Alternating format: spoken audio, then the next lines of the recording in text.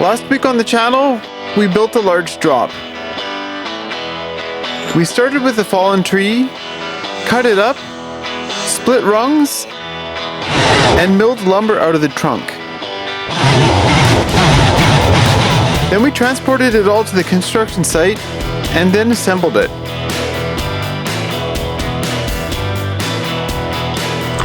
But since it rained and hailed for much of the day, the landing was too muddy to test the drop. But a week later, things had dried out and we returned to get our first sends in. But to find out how all that went, you'll have to watch last week's video. But yes, for the sake of this week's video, we did manage to send the feature, although it didn't go perfectly. And at the end of the runout, you may remember this odd bump in the trail. Well, it's a natural feature in the terrain, and my plan is to use this as the landing for a jump. But before we build the takeoff to the jump, we need to make the runout after the landing. And the runout here is a set of right to left berms. The terrain here is already kind of naturally a berm shape, so it's easy to get started. But nothing in nature is perfect, and adding some logs to support the berm is essential to help save the amount of digging required. And after pulling a stump out of the landing, we've pretty much got the runout ready to go.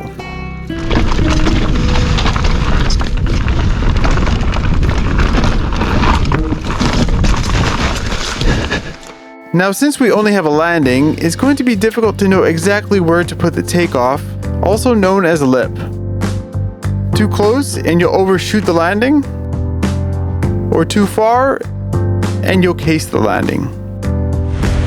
So Bobby, a carpenter by trade, built a lip out of wood. We'll be able to move it around to put it in exactly the right place. To start with, I put it about where I thought it should go. The only problem is, I don't know if I'm right. That, and I don't have any experience on Bobby's jump. So we changed the plan and moved the lip much closer to the landing. This way I can get a feel for the jump and then incrementally pull the lip back. And since the gap is much smaller now, to test the jump, I won't do the drop before. Just coasting.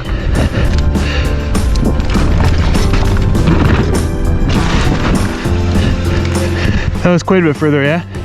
Let's bring it back another 2 feet then. Time to try again.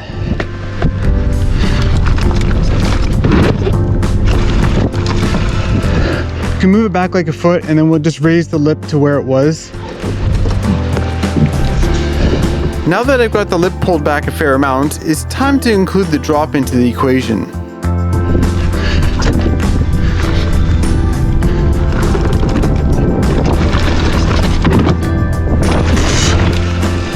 Oh, you just dropped the shit out of your berm!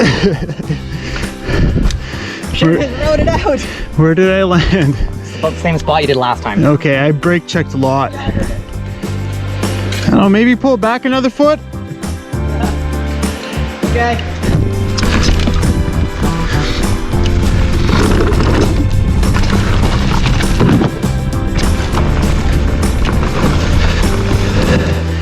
I was brake checking a lot.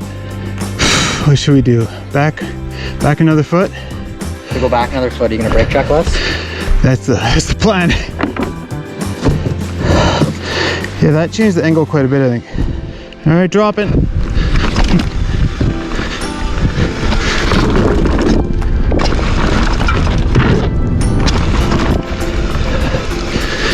Okay.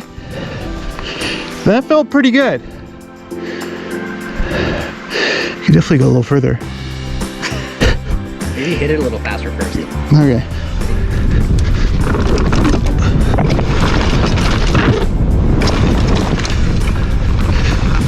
That felt better. Yeah, I think we need to leave it there. It's coming up real fast now. Yeah. As it turns out, my first guess as to where to place the jump was pretty much spot on.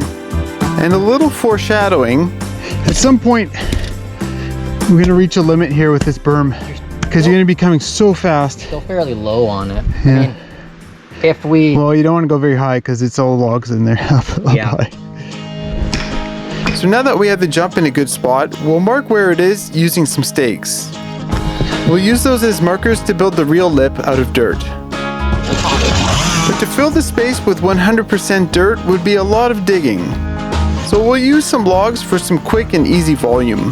Chopping up some fallen trees will work perfect for this. We got The type of tree we'll use here doesn't matter too much, just as long as it isn't too rotten. And by digging some gold mines next to the jump, we've got plenty of dirt to cover the logs. In the end, we shaped the dirt lip less aggressively than the wooden lip since we could make it much longer. Okay. And with the finished lip, it's time for the moment of truth. Will it send? Did we build it properly? Well, there's only one way to find out. All right, drop it.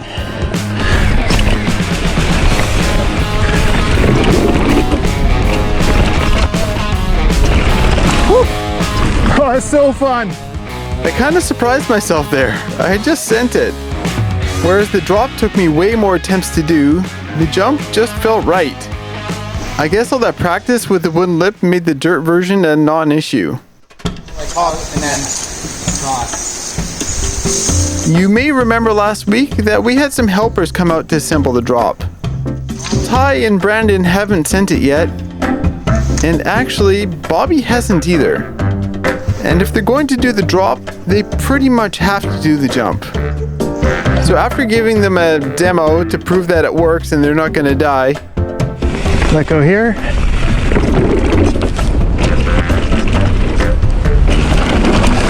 Brandon gives it his best.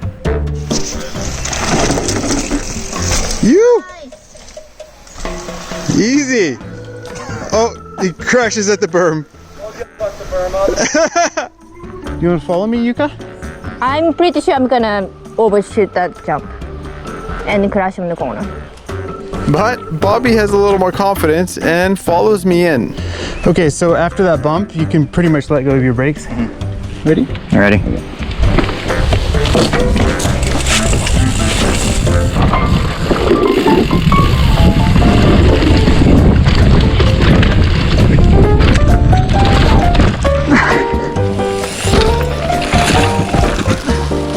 You okay? Yeah, I'm good. Yeah, you cased it. Being one to not give up easily, Bobby gives it another try.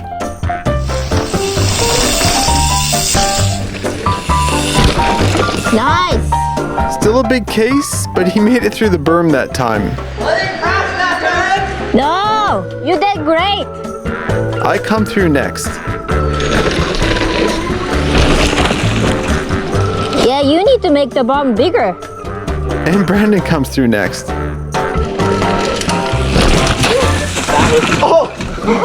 That was a case. See? Yeah. You definitely cased it. All right, so we should get some tools and fix this berm. Yeah. Make it bigger. Alright, well, I really enjoyed the berm the way it is, but everybody's crashing on it. And when your wife refuses to ride it because she knows she's going over, well, I guess it's time to make it bigger to give everybody a better chance of making it through. I'm a slave driver. Luckily, we have a lot of people here, and many hands make light work. And with a few more logs as backing and a bunch more dirt, our small berm transforms into a larger one. So, is bigger better? Let's find out. I'll go first.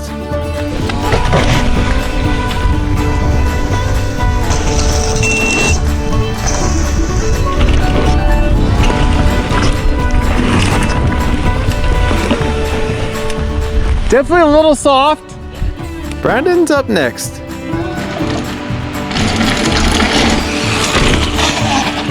Nice. He so very nearly went over the top again. Yuka has been somewhat convinced that she won't fly over the berm now, so she follows me through. Ready?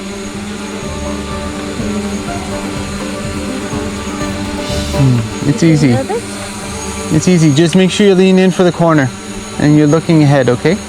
Look ahead. That's good advice. Yeah. Okay. Good? Dropping! Dropping.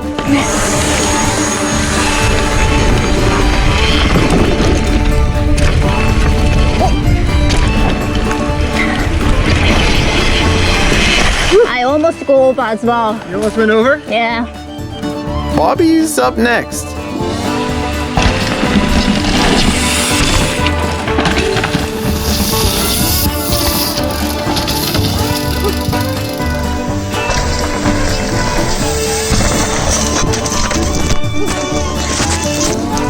I dropped my phone. You forgot to turn, huh? I forgot to turn. I fixated on you. And I think you hit the tree. Maybe a little bit. Yeah. You want me to get out of here? No. Okay. And again.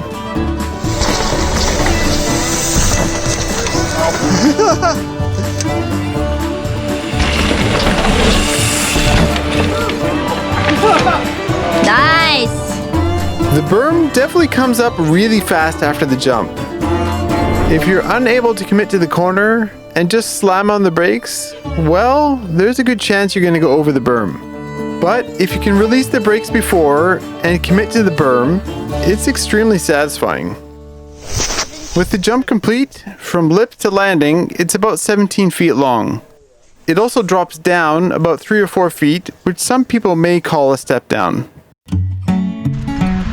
The next day, I continued to work my way down the trail. A lot of it just needed a good raking, with a few bench cuts here and there.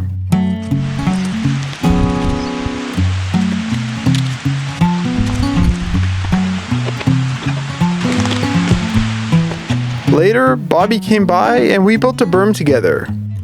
First, we flagged the line, raked out the loam, placed some logs to hold the berm in,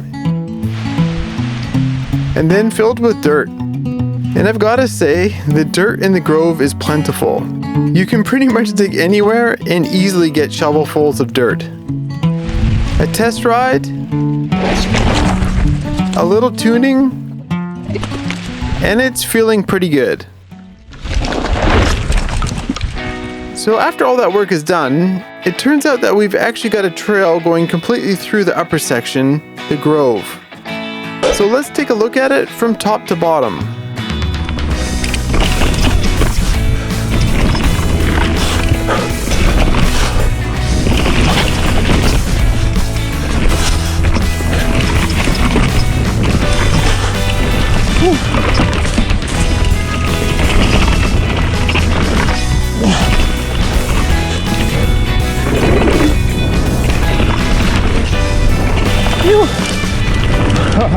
Sick.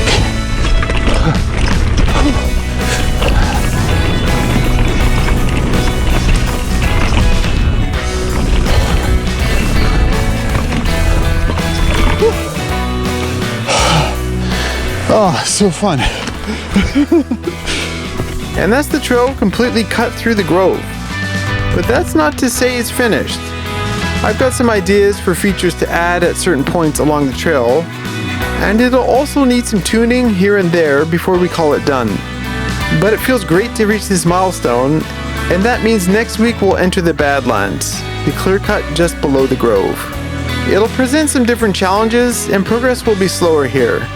But I've got some fun ideas for this area, so stay tuned. But, as always, thanks for watching, and stay gnarly.